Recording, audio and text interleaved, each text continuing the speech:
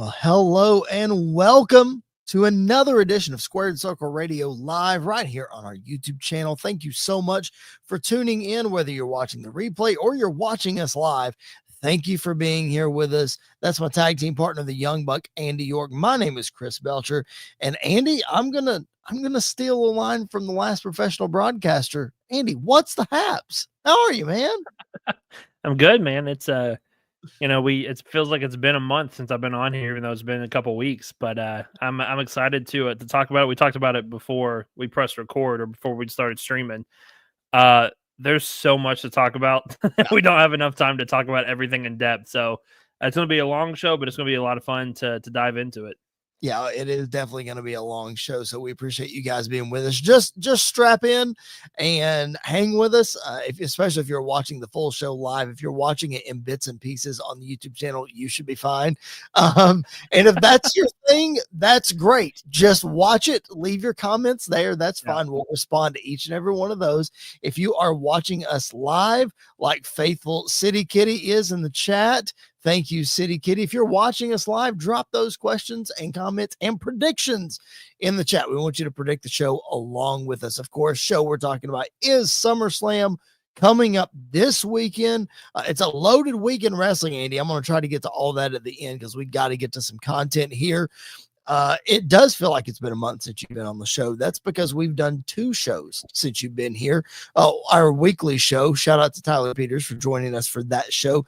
And then last week, Andy, while you were off, the untimely, shocking news that the Hulkster, Hulk Hogan, passed away at the end of last week. Again, you were out last week. You were not able to be part of our tribute show. So I want to give you the floor for a minute and just talk about, man, not necessarily where you were when you heard it or what your thoughts were, but just, man, we know what the Hulkster means to the world of wrestling. And we know that a lot of people have their opinions about him, good, bad, indifferent, what have you, but I'm going to give you the floor, man, to reminisce about the Hulkster. Yeah. So, really me and Katie were on a plane, flying back to Nashville, when we had spotty Wi-Fi on the plane, and I'm watching a movie, and all of a sudden I just see a notification come through that says Hulk Hogan, TMZ reports Hulk Hogan passed away at 71 or however old he was. And I look at it and I go, I didn't see that. Like that must have been something else, or it's a hoax, because we've had that happen before too, of just like that's not real. And then it was just notification after notification coming in. I got several text messages from people who don't even really watch wrestling, who were texting me saying, "Hey, did you see that Hulk Hogan passed away?" Yep. So it was a very surreal moment. It's very different when you hear about somebody who has been dealing with a certain type of sickness or illness, or just something that you could see where it was heading, and you knew that it was coming quickly. But these ones that come out of the blue, and these come out of nowhere, they feel very different.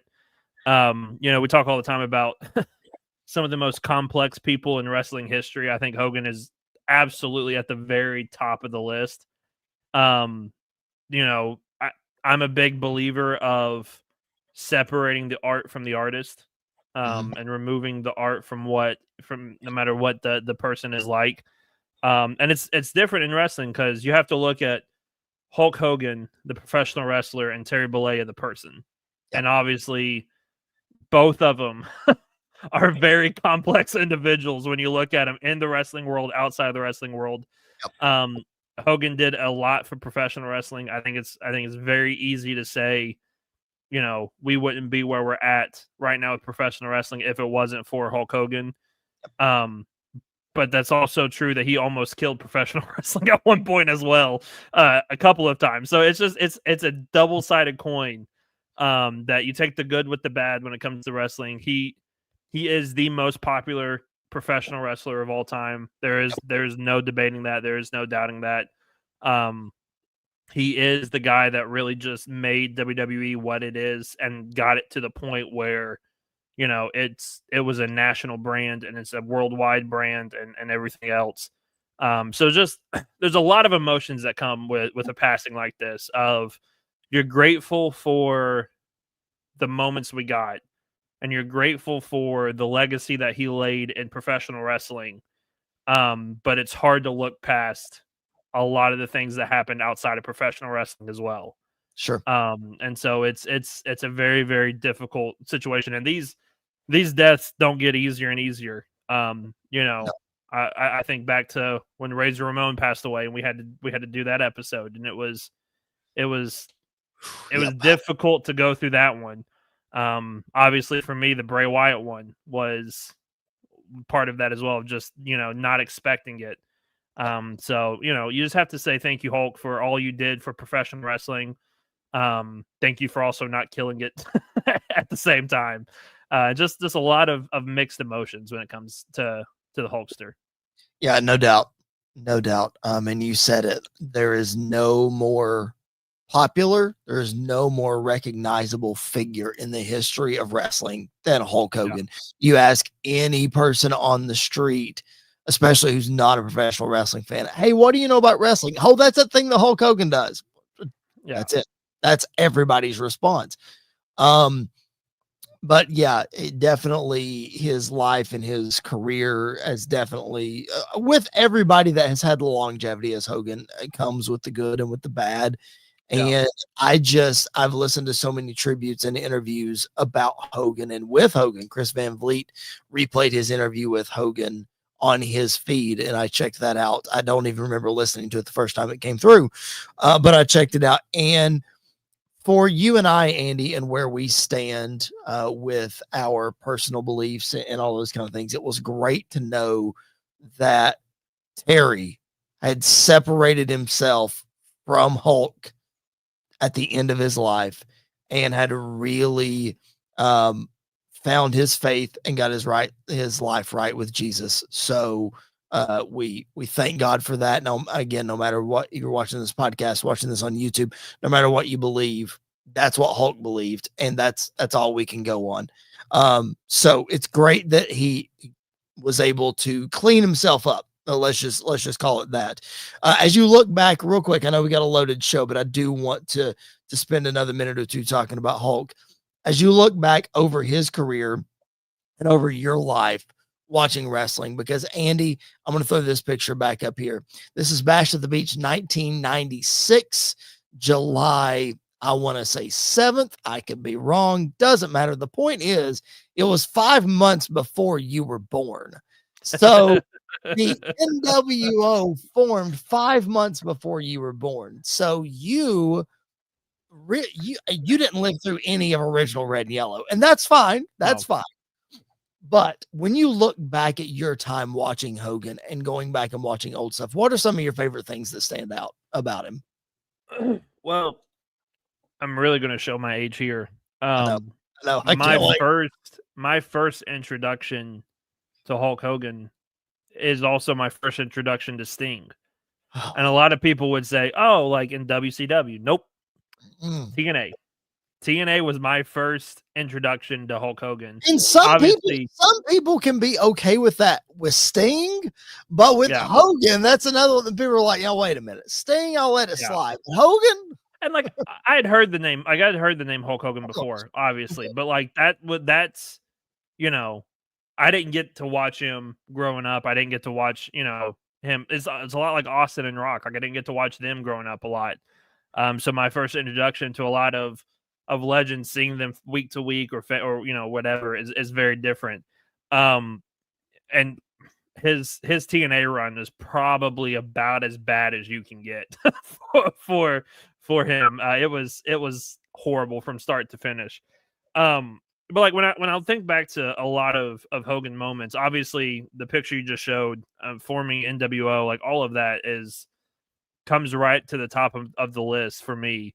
But probably my favorite Hogan moment and probably my favorite Hogan match is him and The Rock at WrestleMania 18. Just everything that went into that and everything that happened with that was just done so well. Obviously they thought going in, like, they wanted Rock to kind of be sort of the face, Hogan kind of being the heel, and as they go throughout the match, it was very obvious that was not going to happen. And so they had to pivot, they had to move on.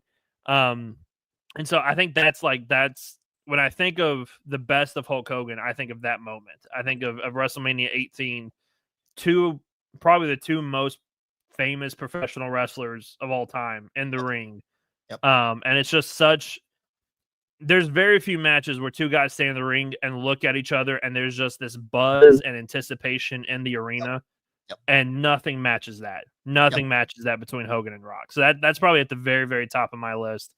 And then Josh Pate calls that one of the last flashbulb moments in sports, because that's, before cell phones and all that kind of stuff. And you just, when they zoom out, you just see the flash bulbs, and it's just an unplanned moment that them just looking at the crowd, looking at each other, just wild. Yeah.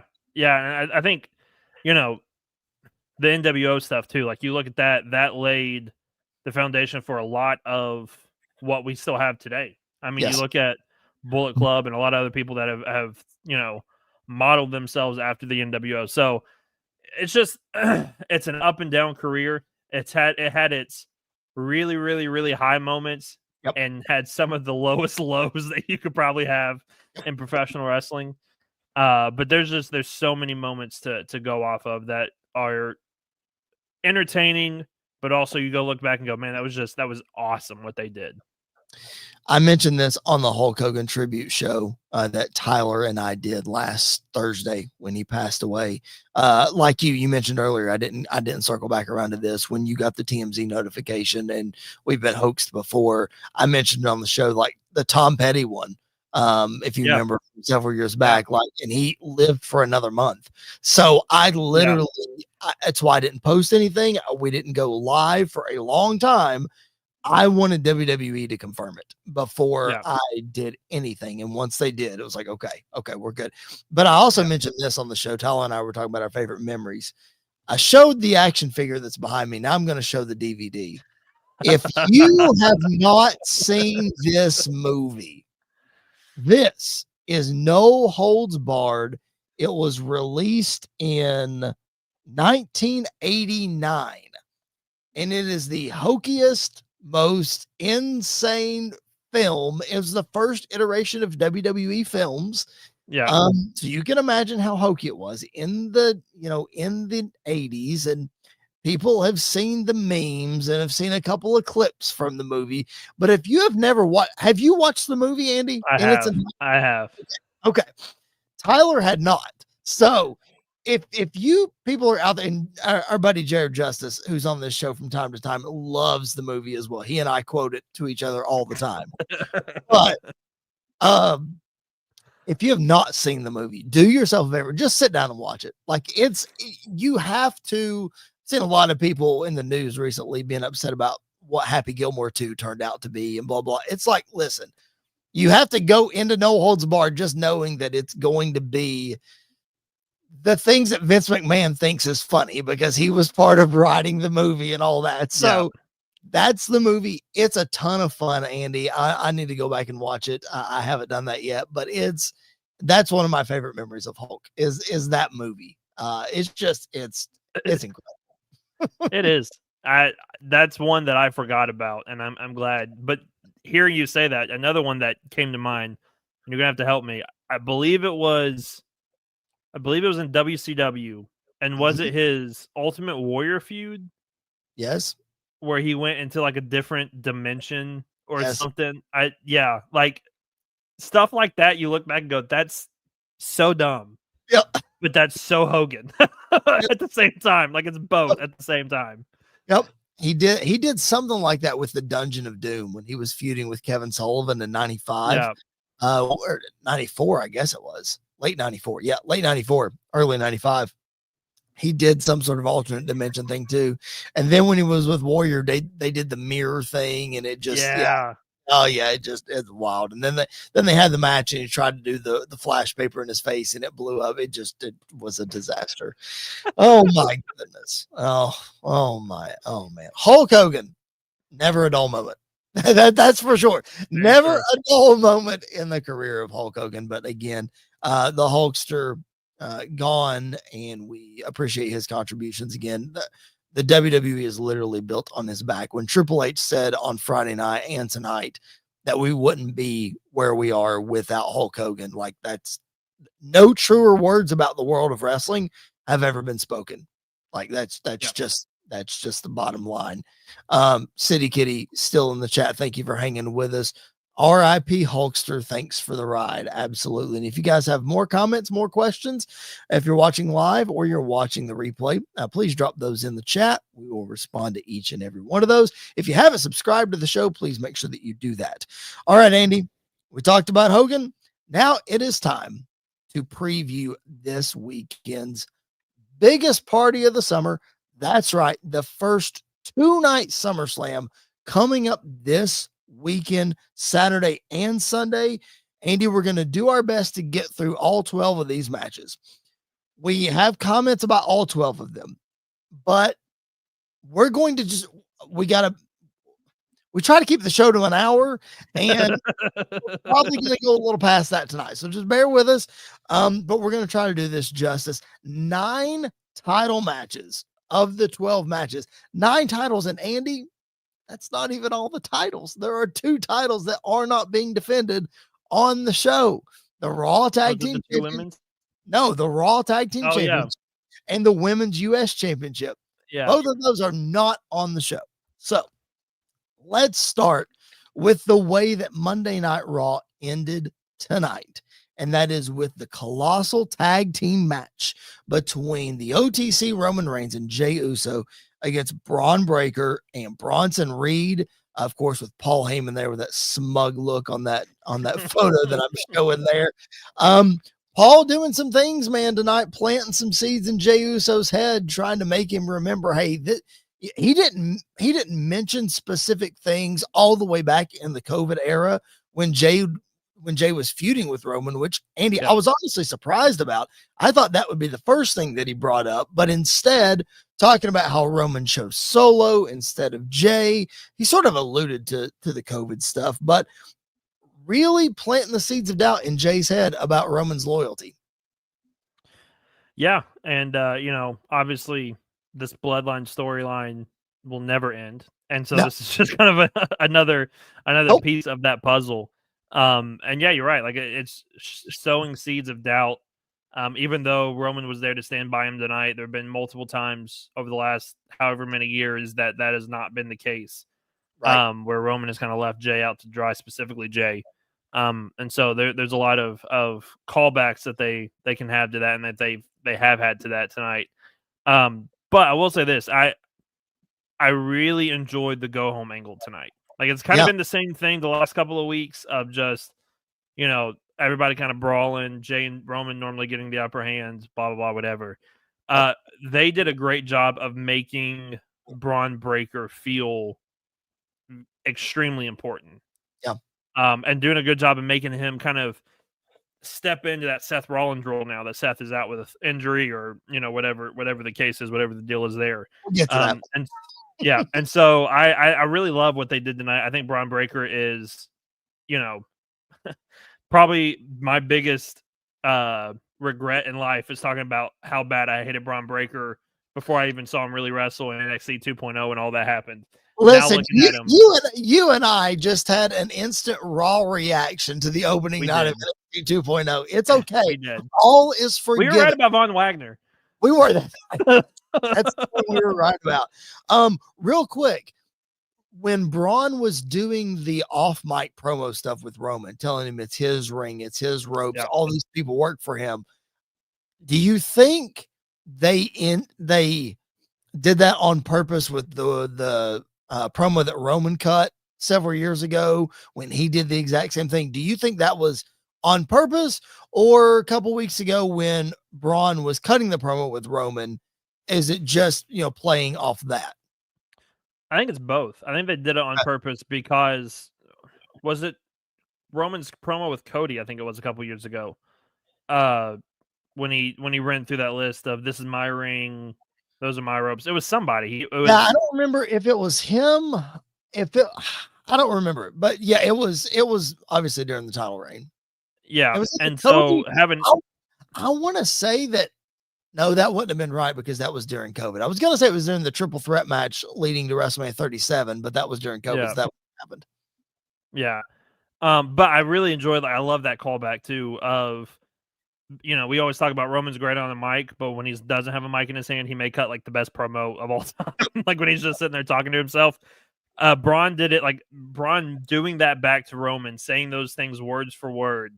Yep. I really think is a nice touch of adding the stakes even more and making Braun feel a little bit more on Roman's level, like bringing him up to that level even more. So I think they did it intentionally to call that back, but also because of what they've been saying the last couple of weeks in promos too. And also to build to that eventual singles match between them. Like we're not getting that Yeah. right away. This just builds the intrigue to get to that singles match somewhere down the road.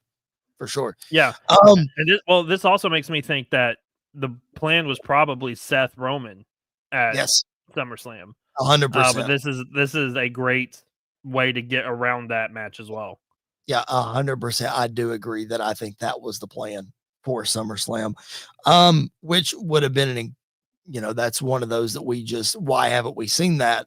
Only, we've just seen it the one time or two times if you count Money in the Bank 2016. 16? Yeah. I think so. But this match is filled with stars. You've got Paul Heyman. You have the possibility of Seth showing up hurt or not, but we'll get into Seth when we talk about our next match a little bit. But with Roman Reigns, there's always a possibility that his match, no matter title or not, goes on last. Do you think this goes on last night one, or do you think this opens night one? I don't think it closes the show. Okay. I don't even really think it opens either. I think it's Okay. probably going to be semi-main, I would say, like right before the main event, or maybe like 2 matches before and then a match in between, and then the main event.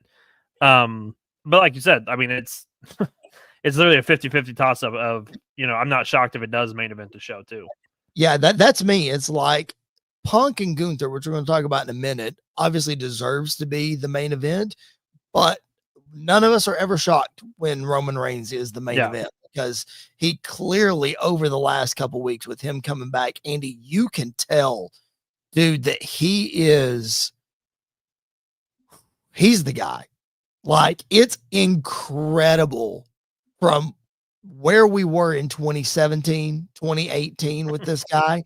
And now he is literally, he's fighting Cody Rhodes for the face of the company at this point. Like, I normally would say, like, dude, Cody's the guy. He's there all the time, blah, blah, blah. But Andy, just the way that people have responded to Roman this time, oh my gosh, dude, it's incredible. Yeah. Yeah, and I agree. I think it's definitely a toss-up between the two of them. I I think this, not jumping way too ahead, but I think the Cena match could potentially push Cody down even more, depending on what happens, because there's a lot to live up to. Well, not live up to. There's a lot to fix from what happened at WrestleMania. But I do agree. Like, I think Roman, I get so annoyed sometimes with guys like Roman who don't show up week to week, or who are gone for 6 months or whatever. Then that music hits and the pop happens, and you're like, I get it. Like, I get, I get the reaction. I get not being there week to week. He has filled that Brock Lesnar role of special attraction, come in and the fans go ballistic every single time. Yep. And so that's definitely the role that he has come into. And Roman has more than 5 moves, so it makes it even better. And he's actually can wrestle. Yeah. And Brock can low key talk, but Roman Reigns can talk. So that helps for sure. I'm not afraid of what Roman's going to say. I was always terrified of what Brock was going to say. That is fair. All right. This is our preview and prediction show, and we've previewed the match. Now we're going to predict the match, as we're going to do for all 12 matches. If you're picking here, Andy, Roman and Jay or Braun and Bronson to come out on top here? Honestly, I am picking Braun Breaker and Bronson Reed to get the win Okay. by Braun Breaker pinning Roman Reigns. Okay. I think that is a great way to, maybe Seth gets involved and causes a distraction. You know, maybe the third or fourth man now finally appears or whatever. I don't know. But I think Braun Breaker gets the win after pinning Roman Reigns. City Kitty in the chat. Roman Reigns gets the most pop for the least amount of effort. That's true. Very true. Very no true. doubt. No, nail on the head right there. And it's crazy because he used to have to work so hard to get a pop, yes, and now he just shows up. Yeah. Now the music hits, and he doesn't even have to show up. The music just has to hit, and it's fine. All right. I'm picking Roman and Jay here simply because that's a safe bet. I just don't see Roman Reigns losing in a first match back. I get that they might be building to something, but I have a hard time believing, especially after the way that it went off the air tonight, that Roman and Jay are going to lose. But Andy and I have been on opposite sides before. Andy's been right and I've been wrong, vice versa. So I'm interested to see how the rest of this. Yeah, one of us is right. I'm interested to see how the rest of this preview goes. The next match to talk about, I alluded to it. We mentioned Seth Rollins, and it's going to be hard not to talk about Seth Rollins when we talk about the World Heavyweight Championship match at SummerSlam, possibly the main event of Saturday. Gunther defends against CM Punk. Andy, before we plug Seth Rollins into this scenario, because I think a lot hinges on that. When you look, you are a fan of both of these guys, big time. How are you satisfied with the build here? Are you liking the promo work back and forth? What's been your feel on this? Yeah. I mean, I think it's been a fine build for a match that I think is going to deliver because of both guys that are involved. Yep. I think the promo tonight was fantastic by both guys. Yes. I thought Gunther did a great job of being the heel, and then Punk just comes out and, shows us and reminds us why he is one of the best, if not the best, with a microphone in his hand and a big title match coming up. And so I like where we're heading. Obviously, it's not like to a Seth Rollins degree or to a Drew McIntyre level or even to like Roman Reigns level, but for a SummerSlam feud for a world title, I think they've done a really good job of building this one up. Just because, again, with some of these matches, especially with guys like Punk or, matches that we have been wanting to see for a while, you don't have to do a lot of build to get excitement out of it and to get a lot of intrigue. And especially when it's involving two guys that, can cut a pretty decent promo to a really great promo, just send them out there and let them do their thing. And I think it builds itself. Yeah, I think they've done their promos have been very entertaining. Punk can cut a promo in his sleep. He could read the phone book and make it exciting. And Gunther is really coming into his own as far as cutting heel promos and getting rid of the "you tapped out" chants. It comes up every show, and I think of you every time that the crowd chants it. It's annoying. It makes me so mad. It's so frustrating. Listen, out of all the things that have happened while Triple H has been in charge, that is the worst decision he ever made. Oh, that is a bold statement right there. It's having Gunther tap out. That's a bold statement. That's bold. But Gunther has done a really good job of finding ways to combat it in his promos and getting rid of it and all that kind of stuff. All right. I have to address the Seth Rollins situation. Okay. For those of you who are living under a rock and not following what's going on, or you're new to the program, thank you for being here. Let me catch you up. Seth Rollins, a couple weeks ago at Saturday night's main event, hurt his knee. And initial reports say it doesn't look good. Rollins said it doesn't look good. He's going to be on the shelf for a while. Becky Lynch even posted a picture of her daughter and Seth walking, and Seth was on crutches. Seth was on the Rich Eisen show and said he was on crutches, and nobody has said anything definitive other than he's going to be out for a while. Now, as we say with injuries on this show all the time, we never wish injury on somebody. And we never want to doubt if somebody is legitimately hurt. However, Andy, there are just a lot of signs pointing here that he's not really hurt. The biggest sign being that he's done this to us before. Just 3 years ago, he did this. Yeah.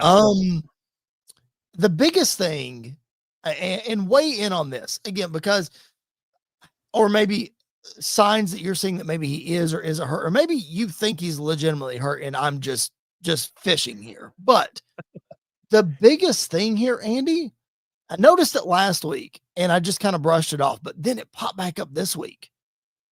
Paul Heyman toting that briefcase around. Why? If Rollins is going to be out for 9 months and you're going to be on TV every week, do you need to remind everybody every week that Seth Rollins is going to be back in 9 months or whatever? Like, I don't know, Andy. That screams just nuggets of things to me. Yeah, I kind of see both sides. I lean towards him actually being hurt just because of going back and watching the match and where it happened, because I think it got worse on the Lion Salt, but it definitely happened on the Swanton. His knee did something. It didn't look great.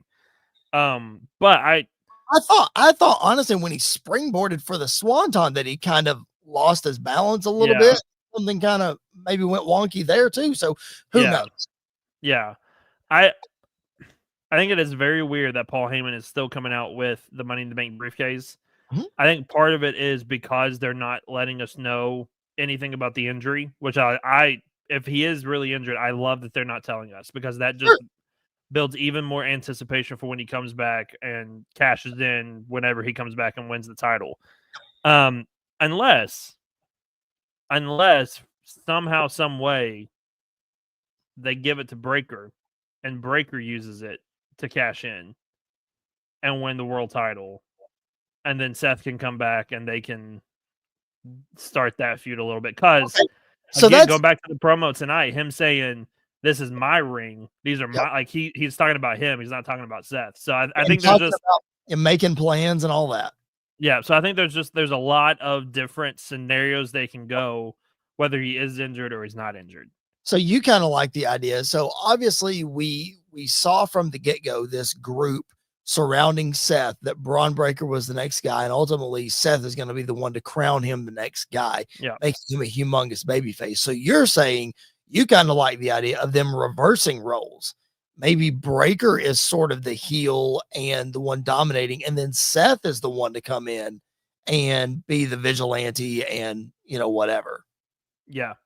Yeah, I think that, I mean, I like that aspect of it more. I think you can do something where maybe Seth comes back and is like trying to be buddy with Braun and like trying to get back in where he was, and Braun and Bronson and even Paul are like, no, like you're fragile, you're weak. Like, we didn't need you when we did all this. You can find your new place. And then that can kind of flip that role a little bit. But he literally, Paul Heyman called him the next big thing, the big dog. Like, he used a lot of terms that have been used for a lot of the biggest names in WWE. And I don't think that was just, for no reason. I think it was done with intention to start that process of building him up now. Absolutely. All right. Let's get back to the participants in this match. I told you, Seth just plays a huge role in this. He does. But CM Punk versus Gunther for the World Heavyweight Championship. CM Punk needs the championship. Gunther, 80% of the time that he's been in WWE, has been a champion. So what's your prediction here? My head and my heart actually match this time when it comes to a CM Punk match, because I think we have a brand new World Heavyweight Champion walking out of SummerSlam, and his name is CM Punk. I think Punk wins the world title and goes on a run for a little bit, and then, maybe Seth cashes in, maybe Breaker cashes in, whatever the case is. But I think Punk walks out as world champ. I have to stick to my guns that I said. I don't even remember when I said it. I need to keep track of this. But you'll remember I said this a long time ago. I don't think CM Punk becomes world champion ever. And I'm sticking to that. Because at the end of night 1 of SummerSlam, I do think this main events. And we do have a new world champion. His name is Seth Rollins.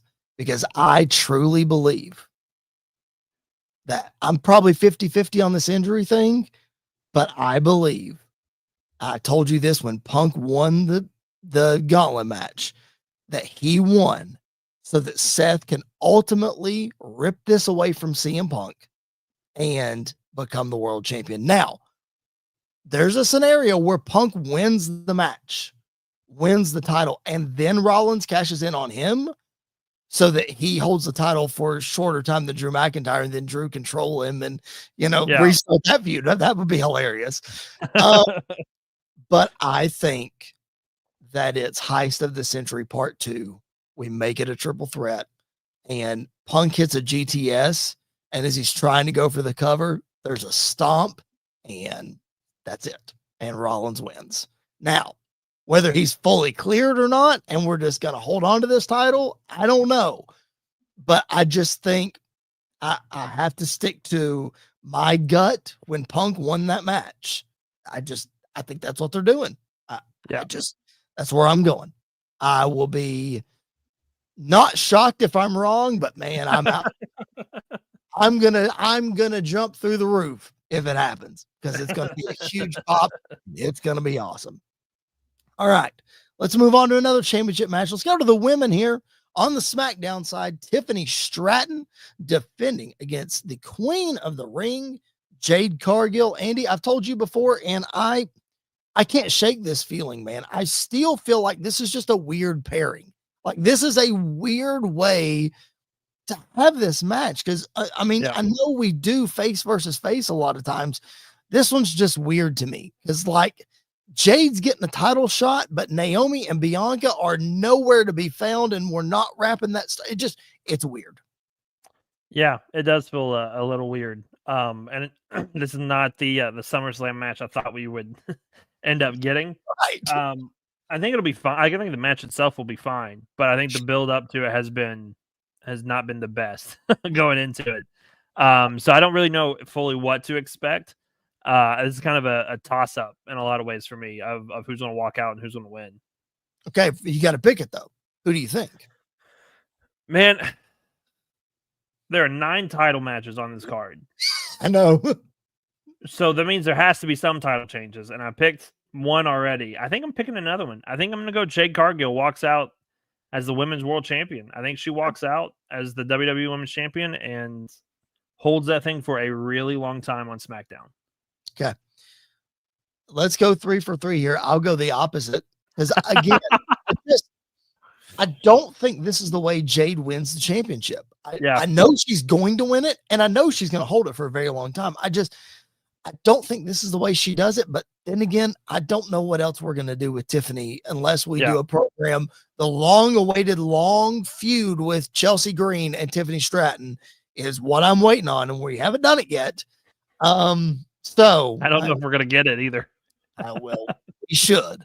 But anyway, I'm going to go Tiffany here. I'm going to go Tiffany to retain, and I don't know what's next as far as that goes.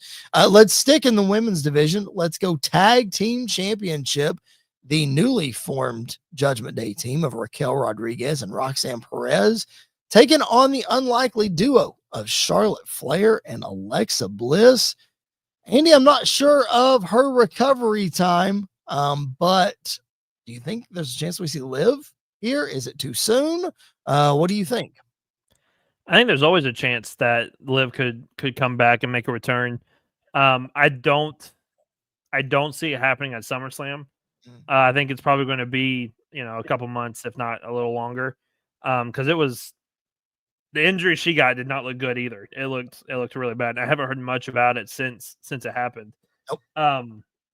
But I think this is going to be a very interesting match, because I think Raquel has gotten so much better. Yes. Honestly, since Liv got hurt, I think Raquel has gotten so much better. Roxanne Perez is, what we all thought she would be, and that's really, really good.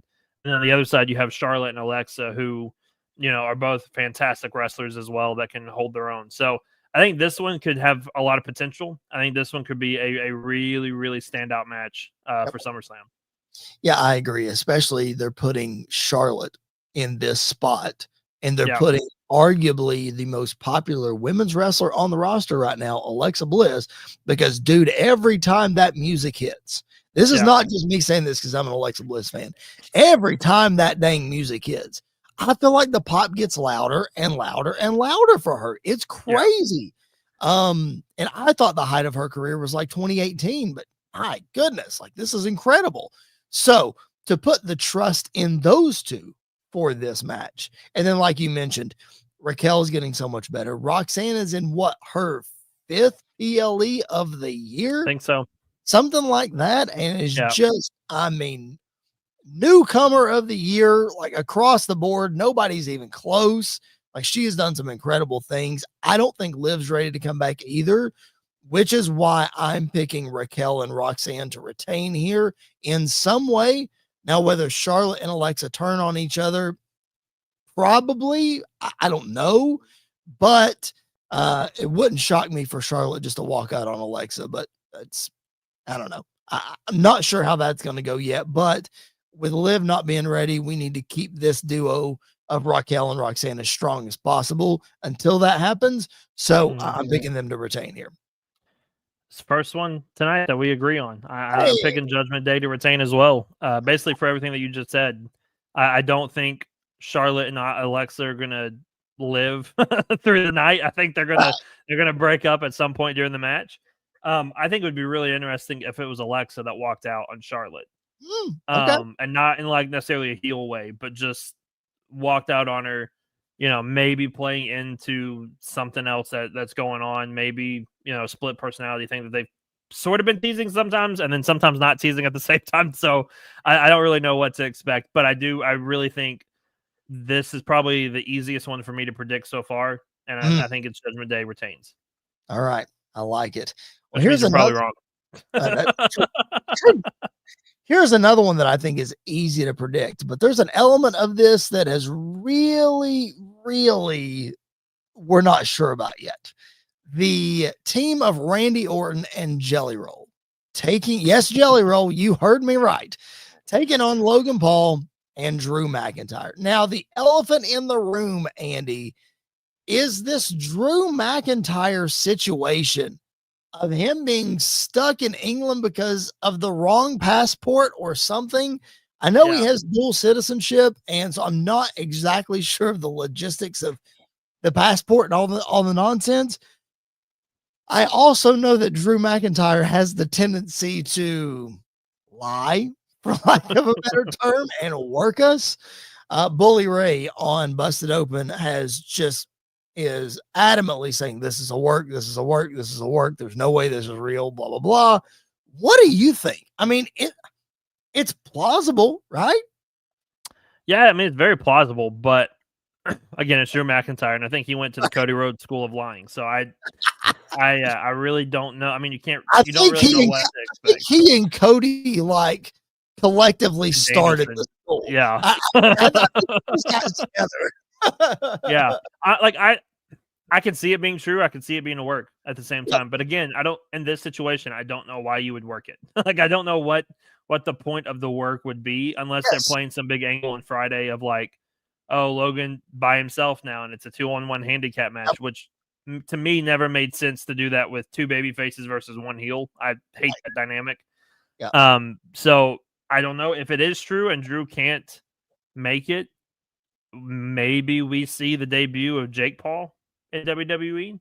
Oh, it's fun. Okay. Or maybe, I'm trying to run through the list of like people that Logan Paul would call it. Maybe KSI or I Show Speed again would show up. I'll tell you who. Let's call back to his debut match. How about The Miz? If you're looking for somebody, is he a face now or is he a heel? No, he's a heel. Because he wrestled Jacob Fatu on SmackDown. That's right. Okay. Yeah. I would think that if you're looking for somebody, City Kitty in the chat, by the way, Drew is a drama king. Clearly, he is. Yes. I think if you're looking for somebody to get heat on Jelly Roll and on Randy Orton and somebody to help Logan Paul out on the mic who can get to that Drew level as far as mic work is concerned, I think Miz is an easy answer here. Now, you always say if you're replacing somebody, you want to upgrade. The Miz is not an upgrade from Drew McIntyre. Yeah. But who else are you going to get unless you get like Jake Paul or something? Yeah. But unless the match starts and they're both standing there and Randy just RKO's Jelly Roll. Yeah. It's very possible. That's very possible. It's a big callback. It'd be a call. I mean, obviously Cody's not involved, but that's how Cody joined Legacy was in that kind of way. So, I mean, it's just kind of an interesting aspect that could happen. Didn't you mention that a couple weeks ago? I did. I felt like you did. I think this is how we get heel Randy. Okay. I like it. All right. From that perspective, what do you expect from Jelly Roll? And we saw a big time boss man slam on SmackDown. That looked good too. It looked a little movement. Yeah. It looked good. I'll say this. Jelly Roll has slimmed down a lot. Yep. And from the last couple of weeks, the dude can cut a promo. I mean, the dude cut a fantastic promo, and you can tell that he has worked hard to do this. Yep. Like, he's worked hard to do what he's done. Yep. Do I think he's going to be as good as Bad Bunny? I don't. I think he's going to be a lot better, though, than a lot of other celebrities we've had in the past. Yep. Because this new generation of celebrities that they bring in to wrestle, yep, they, for the most part, except for Travis Scott, they seem to take it very seriously. Sure. And like they seem to like want to actually do this and, you know, do something with it. So am I expecting it to be a 5-star match? Absolutely not. But am I expecting it to be entertaining? I am. I think it's going to be a very entertaining match, and I think Jelly Roll is going to be a big part of it.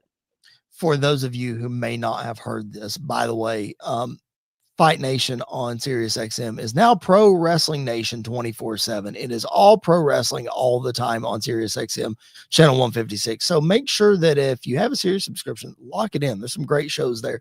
There's some shows that I don't care to listen to, and I'm not going to mention those by name, but there are some really, really, really good shows on that. Sam Roberts has a live show there Monday through Thursday at noon Eastern, and he interviewed Damian Priest last week, and Priest was talking about this very thing because obviously he knows about celebrity involvement, was talking about Jelly Roll, and he had a really good perspective on outsiders coming in and wrestling and all that kind of stuff. So do yourself a favor and go check that out. I know a lot of people are, of course, down on this, and we can fight the AEW battle all we want, blah, blah, blah, whatever. We're not going to do that. I'm just saying, go listen to the interview. It's a really cool perspective from a full-time wrestler who does not have a spot on the SummerSlam card, his perspective of what's happening. So just go listen to that if you haven't already. Prediction time for the match, though. I'm going to take the baby faces. I think there's no way that Randy Orton and Jelly Roll do not win this match unless Randy RKO's Jelly Roll. What do you think? So mine's a like, it depends. If Drew McIntyre is in this match, I honestly think Drew and Logan are going to win. Okay. And I think Drew gets the win over Jelly Roll, pins him 1, 2, 3 after a Claymore. If it's not Drew McIntyre, then I think babyfaces win. I think that's, I don't know if I can make that prediction, but I'm going off the assumption that Drew will be there. And I honestly think that Drew McIntyre needs a win, and he needs to start to build himself up as that dastardly heel again. And if he kicks Jelly Roll's face off and pins him, then I think that's a great start to building back up to where he was. Okay. I'll let you have that contingency because I can see it, because this match truly may be up in the air. We don't know. Yeah. I mean, they're not going to cancel the whole match because they're advertising Jelly Roll, but Drew McIntyre's involvement definitely up in the air. All right. One more match on night one. Appreciate you guys hanging out with us. I know this is a lengthy episode, and we're going to try to get through the rest of these matches as quickly as we can, but Andy, a match that I am very glad that is on the SummerSlam card, Karrion Kross and Sami Zayn, part 3 of the trilogy, a trilogy that I didn't expect to see, but here we are. Andy, their Saudi Arabia match really, I think, solidified their spot on this card, because look, we mentioned there's 2 championships not on the card, and yet Sami Zayn and Karrion Kross makes the SummerSlam card. I just mentioned Damian Priest, who does not have a SummerSlam match. Aleister Black does not have a SummerSlam match. but Sami Zayn and Karrion Kross do, I think it's awesome. Yeah. My only analysis for this match, Kross has to win. Kross has to win. He should have won in Saudi. He should win at SummerSlam. He won Kross on Raw. He won on Raw. He has to win. He has to win on a pay-per-view. Kross. Listen, the crowd has been chanting for weeks. We want Kross. No, He needs this win. I agree. Needs it. I agree that he needs the win. I just don't think he's getting it. I think Sami Zayn's going to win. And I don't know what we're on the rise to next for both guys, but I think Sami wins the third match of the trilogy again because it's on pay-per-view. Kross needs it. You're 100% right. I'm with you. Don't think it happens. We'll see. All right. Appreciate you guys being tuned in with us here on Squared Circle Radio Live. That's Andy York. My name's Chris Belcher, and this show is live every Monday night after Raw. It's live after pay-per-views. It's even live in the middle of the week when we get an unexpected passing in the world of wrestling. If you missed our tribute show to the Hulkster last Thursday, go back and check it out in our archives, available wherever you get your podcasts, and of course on our YouTube channel. If you're not subscribed to the show, please make sure that you do that. That helps us a ton and does not cost you a thing. All right, Andy. Night 2 of SummerSlam, the first ever 2-night SummerSlam. Seemingly, night 2 will be headlined by the WWE Championship Street Fight. Cody Rhodes going up against the 17-time champion, John Cena. Now, lots to be made about this match. You mentioned it earlier, trying to maybe correct what happened at the WrestleMania match. Lots of controversy surrounding Cody Rhodes and his tweet and where we might be going, a double turn, a Cena face turn. As you're looking at this whole thing, I'm just going to say this. Our prediction for this match is probably going to get wrapped up somewhere in this analysis as we sit here and talk about it. But as it sits right now, the vicious side of Cody, the contract signing, and the nuggets of Cena being a babyface, and just all of the things that have been happening, at least for me, I'm more excited about the rematch than I was the first match. But as you're looking at all this, what say you? Yeah, I'm kind of the same way. I'm definitely looking forward more to the rematch than I was for the WrestleMania match. My biggest complaint so far is that they gave us the moment already with Cody hitting him with the title. And I think he did that. It was during the contract signing. We got that moment already. That should have been like one of the closing moments of the match. And it still might be. Not saying that it's not going to be, but you kind of gave that moment away already because it feels like if we're not building to him low blowing Cena and hitting him with the title, then why has Cena been winning so many matches like that on this entire run?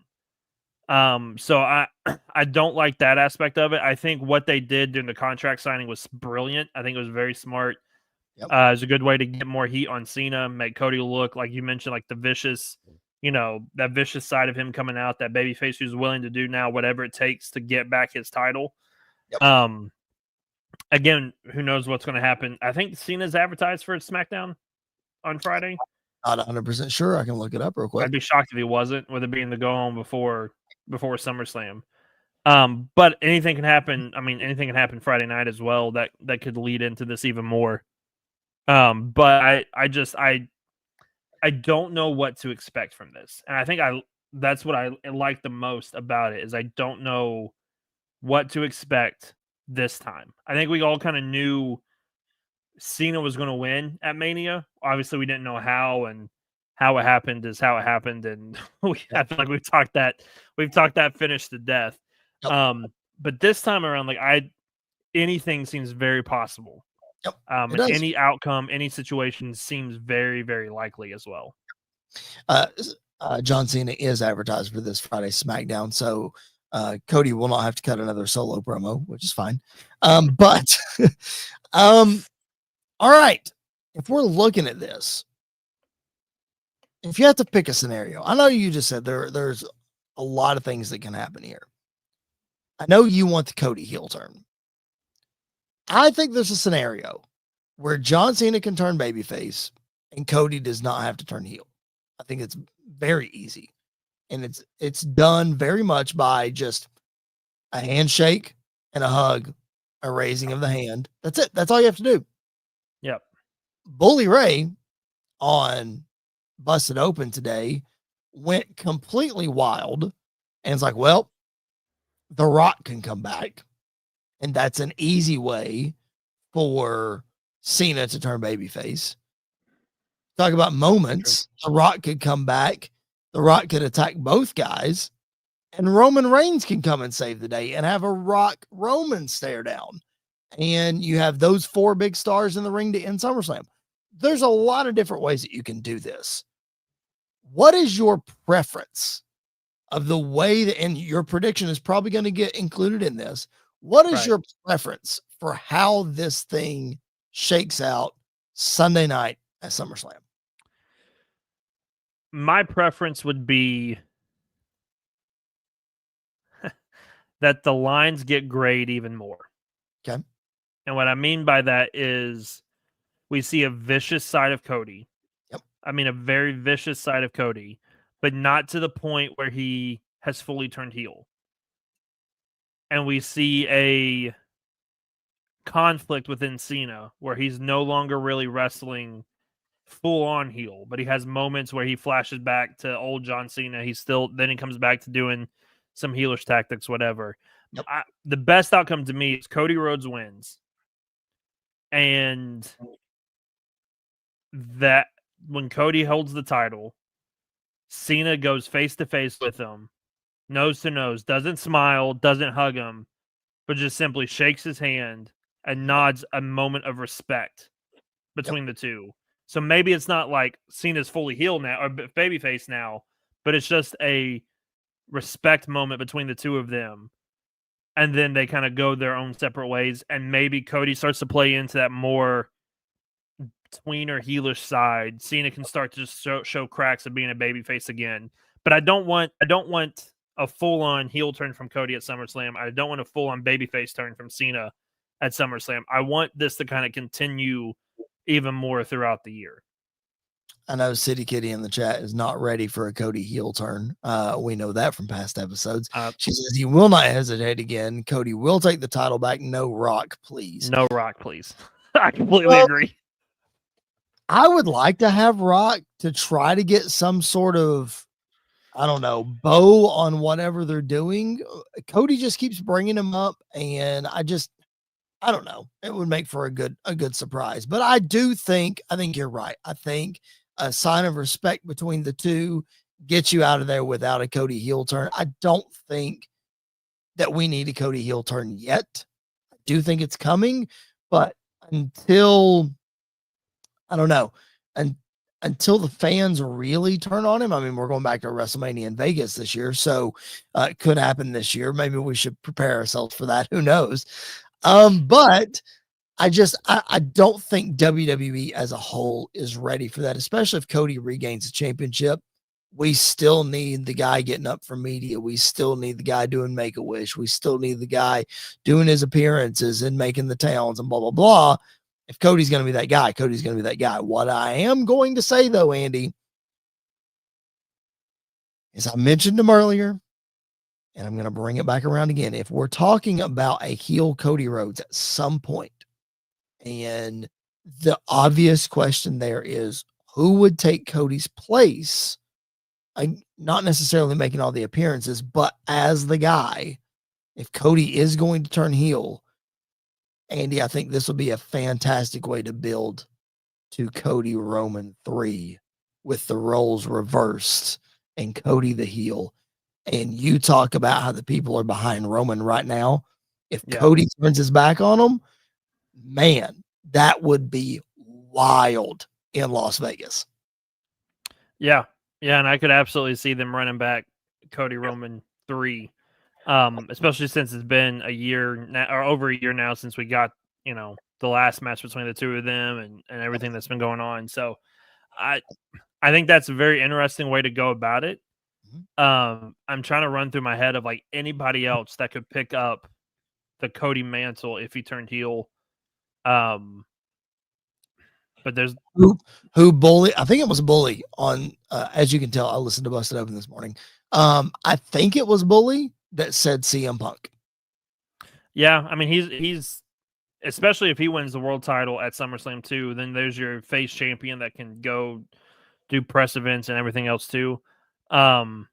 Or you have a babyface Punk versus a heel Cody. Yeah. I mean, that match has to happen at some point. Yep.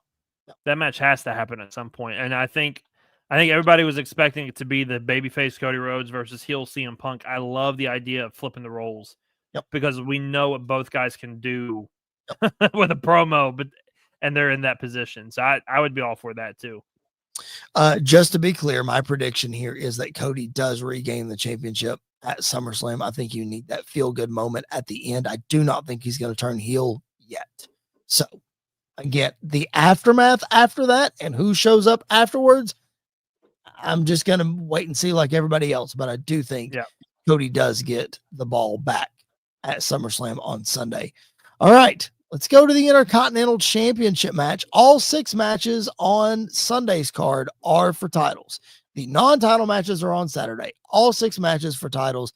Intercontinental Championship, Dominic Mysterio against AJ Styles. Now, speaking of John Cena and losing the WWE Championship, and what would you do with him after that?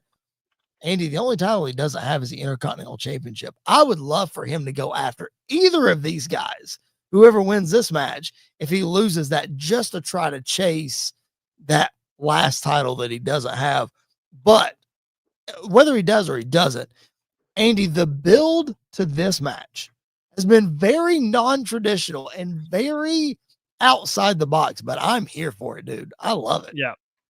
Yeah, AJ's done a great job of showing his comedic chops during this feud as well. And Dom, I mean, we know what Dom's capable of and how funny he can be from time to time. So seeing those roles reversed, I love it. I wish we did know that Cena. I wish we would know if Cena was going after the IC title or not, because that would definitely change my pick of who would probably win. Just because I know what match I would absolutely want to see out of these two. But nonetheless, I think it's going to be a fantastic match. You wouldn't want to see Cena and AJ run it back? Yeah, we've seen it 3 times. Okay. All right. You heard what Corey said. They're calling Rey Mysterio now. What's that? I'm not going to say it in Spanish, but the father of Dominic Mysterio. Oh, okay. Oh my goodness, man. I tell you what, as much as I would want to see Cena and AJ, and I did not have in my notes here that Cena would be the focus of the Intercontinental Championship discussion, but here we are. As much as I would love to see Cena and AJ run it back for a 4th time, the idea of Cena versus Dominic Mysterio is just gold to me. Like, that's one of those that you did not have on your bingo card when we got the retirement tour, but the way this is shaking out, man, that would be so good. All that to say, though, dude, I can't wait to see AJ and Dom go at it. I really hope that we don't get a stinker of an AJ match on a big stage. I really hope these two tear it up, because I know they have the capability of doing it. Yeah, that's the thing about AJ. It's been known to happen a time or 2 or 3 of not meeting the moment. I will say the hype around this match is not anywhere near where Edge was or where Nakamura was. So I give, when we go into matches where it's not as high, then he normally does better. Like against Shane McMahon, did not expect that to be good at all, and it was really, really good. I'm expecting this to be really, really solid, because we know what AJ can do, and obviously he's older now, so he's not doing what he used to do. But if anybody can go quick around AJ, it's Dominic Mysterio, and use his speed and just go back and forth between these two guys. I'm really looking forward to this one. I think it should be a very entertaining and very exciting match. All right, if you're picking a winner, who are you picking? I'm picking Dirty Dom. Dirty Dom's going to retain. Judgment Day is going to continue to hold all the gold after SummerSlam. I concur. I'm right there with you. I think Dom retains. I think AJ is there to put him over and make him stronger. And what comes next for AJ, I don't know. We saw in the news a week or so ago that AJ seemingly has signed an extension. So he's going to be around for another year, but too much longer, because he's approaching that big 5-0, and he has said repeatedly he is not wrestling in his 50s. So That's what every wrestler says. I know. For some reason, I believe AJ, but I don't know. Could be wrong. Let me tell you a match that I am really, really invested in. I'm shocked that I'm so invested in this. The steel cage match for the United States Championship. Solo Sikoa defending against Jacob Fatu. Andy, we have mentioned several times on this podcast the face of WWE and the most popular wrestlers and et cetera, et cetera, et cetera. For those of you who are not aware, the rocket strapped to Jacob Fatu's back is currently being lit like that of Buzz and Woody in Toy Story, and it is about to explode. Get ready.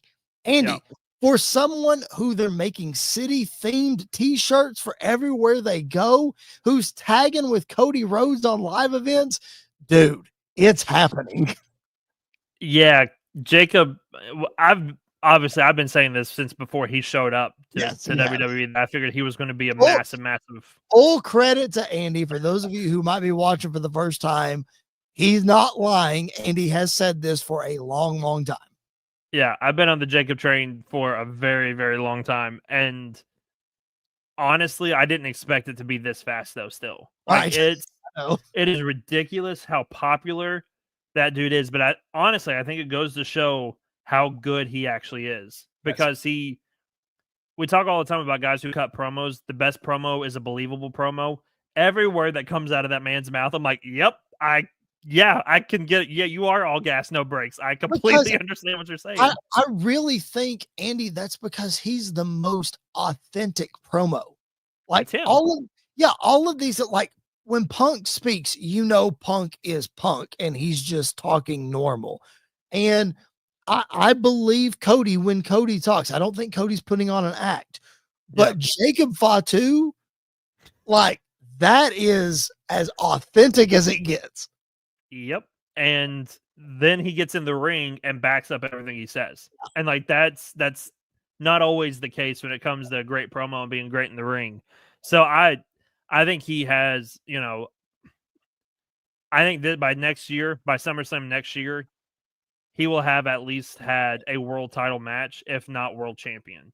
I think it's moving that fast. I honestly think the same thing for Braun Breaker. I think both those guys are either going to have a world title match within the next year or be world champions at some point. That the company is so much behind them. Yeah.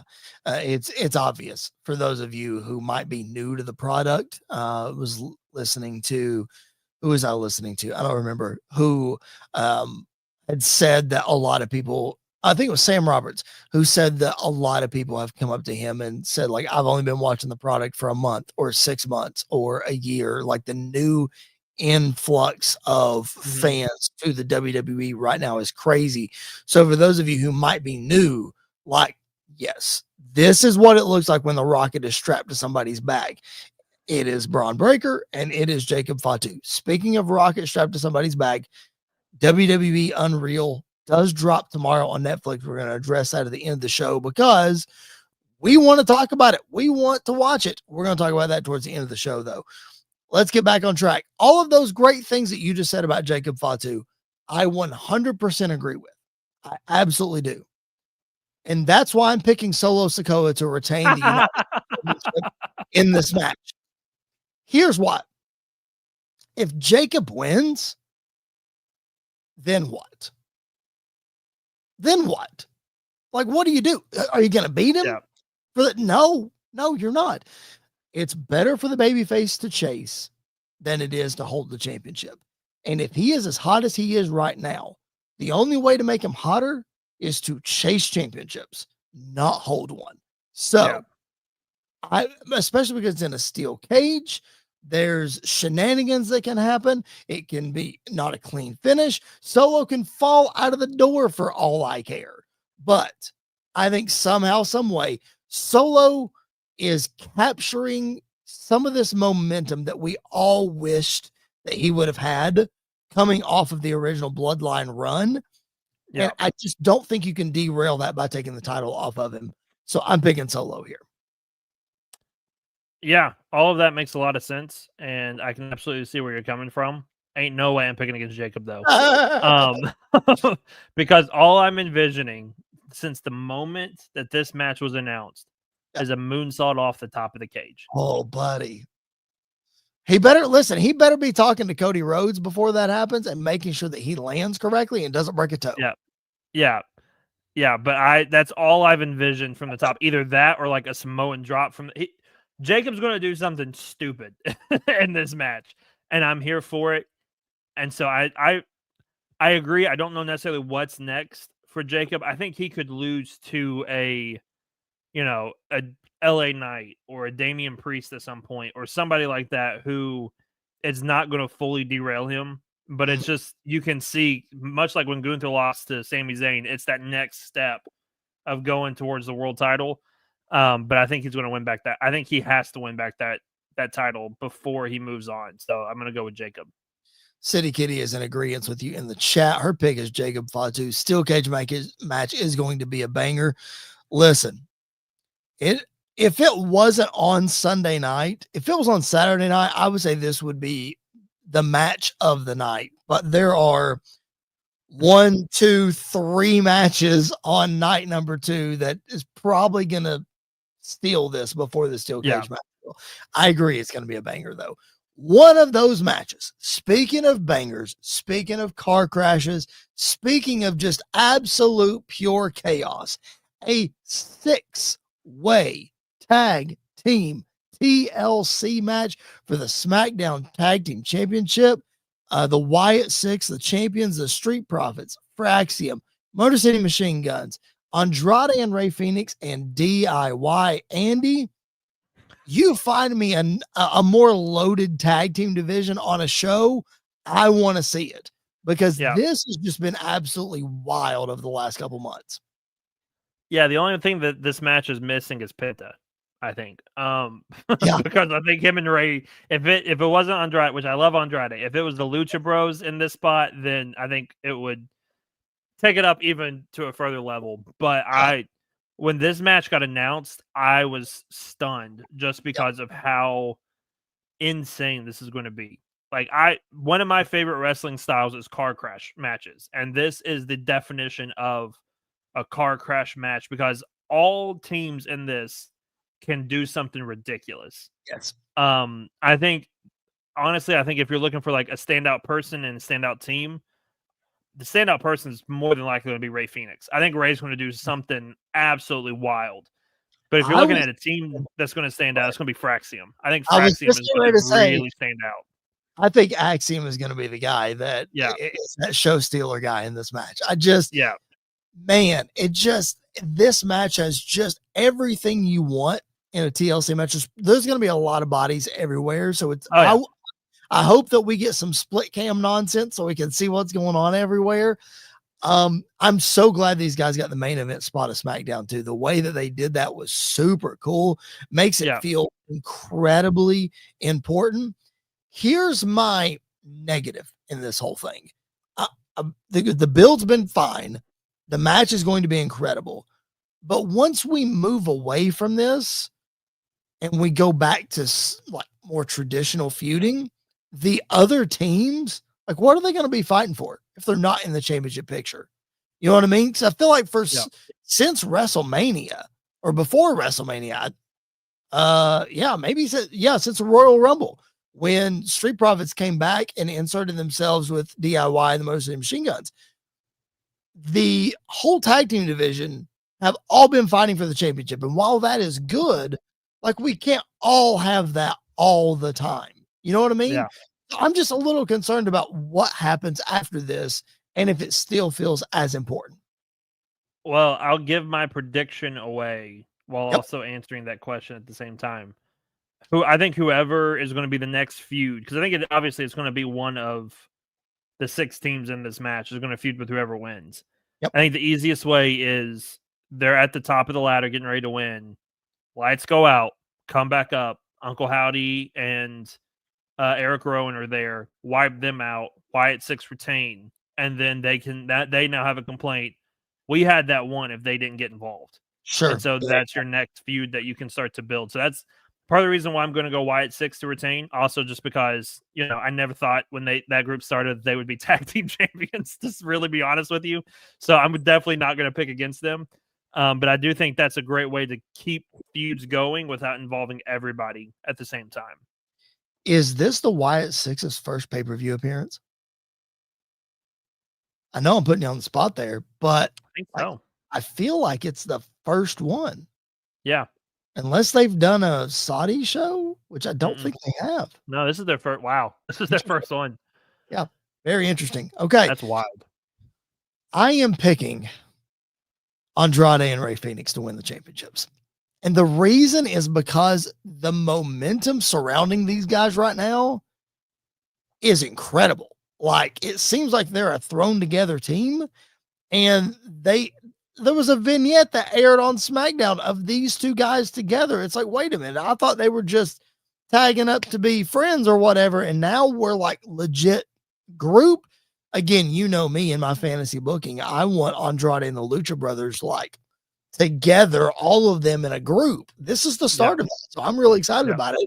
I got to go with my heart here. I'm going Andrade and Rey Fenix to win the championships. Let's go back to Raw. Let's go to the Women's Intercontinental Championship. Becky Lynch, Lyra Valkyria, another trilogy here. We know that when Becky won the championship, Lyra had to raise her hand. The stakes have been raised. No countouts, no disqualifications. There must be a winner. And Lyra is now saying that Becky must raise her hand when she wins the match. And then obviously, Andy, there's the added twist of Bayley and how she fits into all of this. So what's your take on all this? How are you weaving your way through this? This is probably the match I'm least looking forward to. Same. Because I don't want to see Becky Lyra again. This should have been Becky Bayley. Yep. Like, I really think this should have been that spot. And yes, I'm going back to WrestleMania. We're jumping on the Justice for Bayley train again. Bayley should be in this spot. Like, I really think she should. However, I do think there is a scenario where we get to SummerSlam and somebody has attacked Lyra and taken her out. And Bayley takes her spot.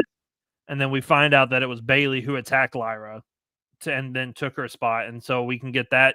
Or the more traditional route is Bayley just gets involved and costs Lyra intentionally. Like, you can tell she absolutely meant to cost Lyra, let Becky retain, and then we can go off that feud.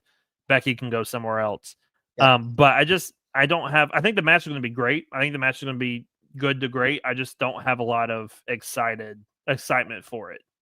No, me either, man. Like, I hate to, City Kitty says same least favorite match. I mean, like, that's three people in agreement right there. Like, I'm not excited for this at all.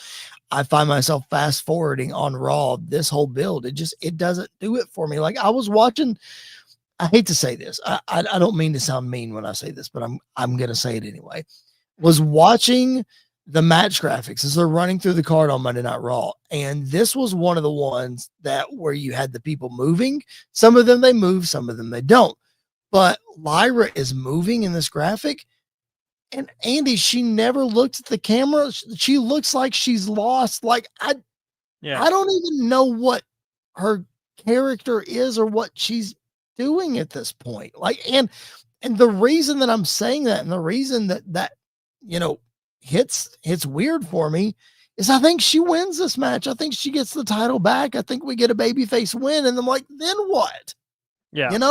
At least with Becky with the championship, there's meaning, and we can build a credible opponent to face the man, Becky Lynch. I'm just afraid Lyra's going to win this, and then we're going to be back to square one with this title. Yeah. That's also a shame, because I feel like going into the first Becky Lyra match, Lyra had done such a good job with promos that she had built herself up to where fans were behind her. Fans were loving every second of it. Even going into the triple threat match, like, people loved Lyra. People loved what she was saying, what she was doing. But it's lost a lot of steam and a lot of momentum. And I think part because people are wanting to see Bayley get that moment. People are wanting to see Bayley get this spot. And it's crazy that out of all the four horsewomen, and yes, I'm including Sasha, she is the one that has to fight so hard for her spot every single Every time. time. Every But time. she's the most deserving out of all of them to me. Yeah. Because if you go back to NXT, who was the woman that built that division when it was the best it's ever been? It was Sasha and it was Bayley. And who kept it when Sasha went to the main roster? Bayley. Yep. Bayley comes to the main roster and immediately the crowd loves her. Fans love her. She turns heel and like rejuvenates her career even more. But she has to fight every single time. And it's a shame because she deserves to be in this spot just as much as Becky does. Yep. And I'm a huge Becky fan. I love Becky. Yep. But it's always been the case with Bayley, and I hate it for her. Yep. I know. Same. I'm with you. So justice for Bayley. Justice for Bayley. All right, one more match to get to. Women's triple threat match for the World Championship. Io Sky, Rhea Ripley, and Naomi. I know what your prediction is here, unless it's changed. But I'm anxious to see how you think we're going to get there. We mentioned Naomi and Jade Cargill and that whole situation with Bianca Belair seemingly not getting resolved. I mean, maybe does Bianca show up here? Does she help Naomi? Do we finally get that solidification? What do you think, especially on a weekend where Jade Cargill seemingly is crowned champion as well? What do you think? My first thought, and you might roll your eyes at this. This is my pick to be match of the weekend. Is this? This was one of the matches that honestly that I was looking at when I said that Solo and Jacob won't be match of the night. This was one of the ones that I'll put ahead of it. Yeah, like going back to the triple threat at WrestleMania with Bianca instead of Naomi, they tore the house down. Like that match was absolutely amazing. And Naomi can do that as well. Like Naomi, you put her in for Bianca and nothing really changes. They're all fantastic at what they do. So this is my early prediction to be match of the weekend. I don't know necessarily how we get to the finish. I don't know where we go from here. I don't think Bianca gets involved. I think if she gets involved anywhere, it'll be in the Tiffany Jade match more than anywhere else. But I still think Naomi walks out as women's champion because of the fact that Stephanie Vaquer is the next challenger up. And I think that makes the most sense to me is doing Naomi versus Stephanie, where early pick here, I think Stephanie wins the women's title there. And then her first feud is with Becky after that to really build her up even more. So I think this is a bridge and a stepping stone. I think it's too soon to do the step. And I hate that we know the next opponent because then we have to kind of look ahead as we predict this. Yep. But I think it's too early to do Stephanie and Rhea. And I don't think you really want to do babyface with Io and Stephanie. So I think Naomi is the logical pick for that reason. But I think she's been the logical pick since this feud really started. I've called a couple of just feel-good moments here on this pay-per-view, and I'm going to call another one. I think Rhea Ripley wins here.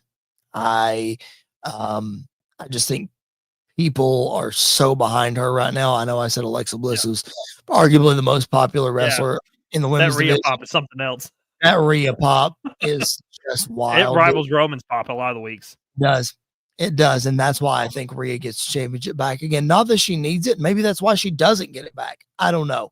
I think, I don't want to say it was a mistake for her not to win the title at WrestleMania, but I think she doesn't go into a second triple threat match and not walk out as champion.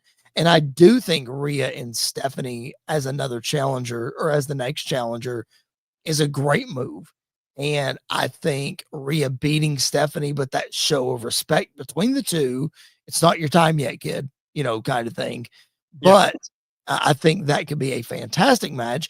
On the flip side, we've tried twice to see Io versus Stephanie, and we haven't seen a clean ending. So you could run it back the third time so that you don't get outside interference and it could work out. But I like your Naomi pick as well. They've planted seeds for Naomi versus Stephanie. So I think it's toss up, but I'm just going to go Rhea here just for the sake of a feel good moment. That makes sense. I honestly going through night 2 and it's all title matches. I'm like, if Cody's going to win, there can't be that many title changes throughout the night. So that's why I was trying to pick my title changes as strategic as I could throughout the week. Or they all could be title matches. Who knows? Or they all could be They all could change titles. It could be switches. Who knows? It's happened before. It has happened before, and it'll happen again. Maybe at SummerSlam. Who knows? That's going to do it for a long episode. We appreciate you guys sticking with us. And again, if you're watching the clips on YouTube, just drop those comments, drop those predictions and questions. We'll get to all of those. If you're watching us live, thank you for hanging with us. If you're watching the replay or you're listening on podcast, we appreciate that as well. One favor that we do ask is just make sure you're subscribed to the show wherever you're watching or listening. That helps us a ton. It is a loaded week, Andy, in wrestling. Here's what we're going to try to do. If you are one of these people that watches the clips on YouTube rather than the full shows, that's fine.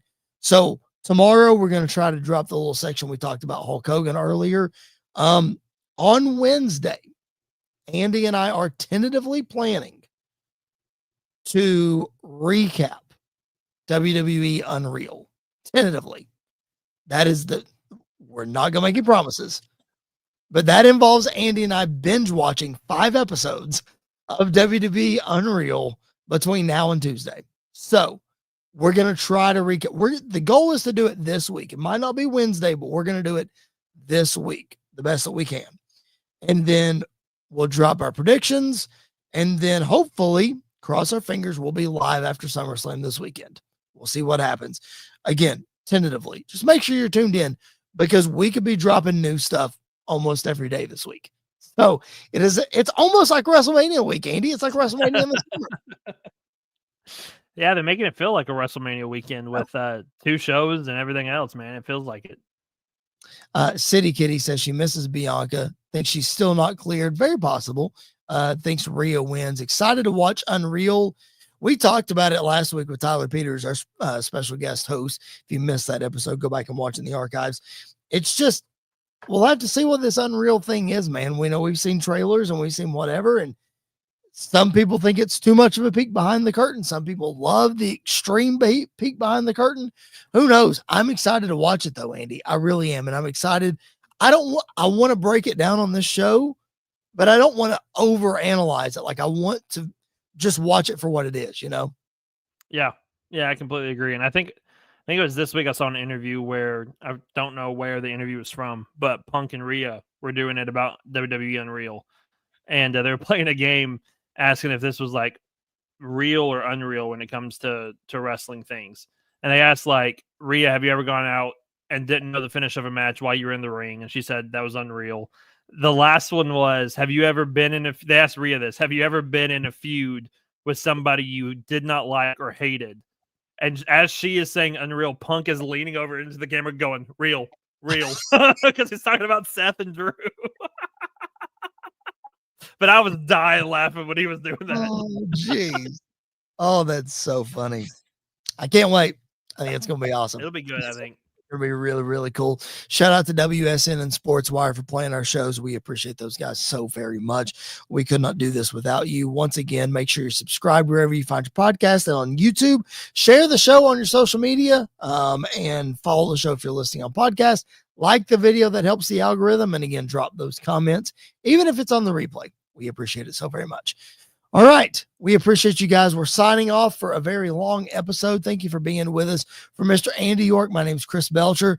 This has been another live edition of Squared Circle Radio, and we will catch you guys down the road.